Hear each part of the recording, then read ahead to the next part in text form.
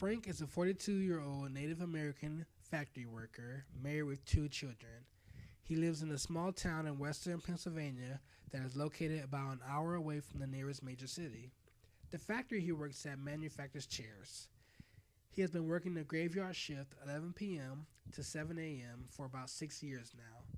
The hours are terrible, and he has never really gotten used to them. He tries to sleep when he gets home in the early morning, but finds it difficult because his children are getting ready for school at that time, and his wife is getting ready for work.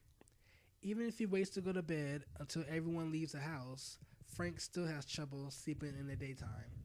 He is tired all the time, but at least he gets some sleep on the weekends, and the money earned working the third shift is better than that for the first or second shift.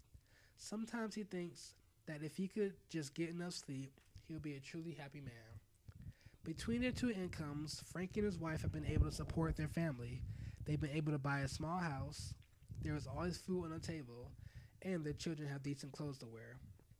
The house, the clothes, and the food are not fancy, but always adequate. That is, Frank and his wife have been able to support their family until recently. Honey, we need to talk. What's going on?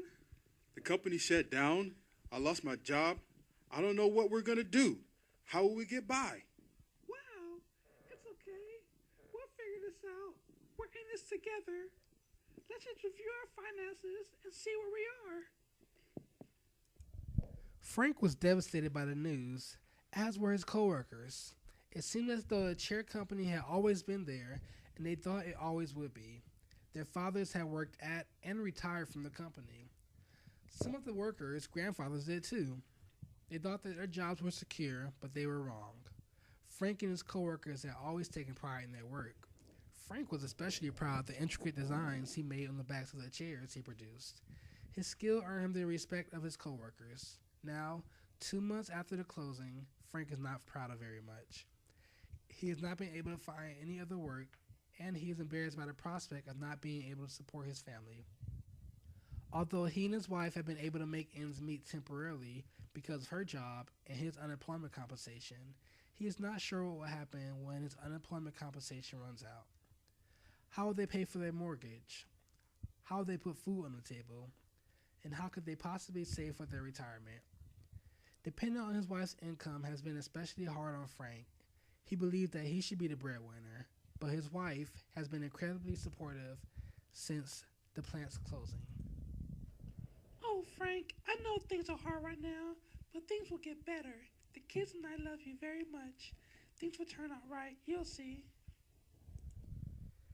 She is constantly trying to boost his self-esteem and has never complained once about the things that they had to give up. He loves her very much and wishes he could do more for her and for his children, whom he adores.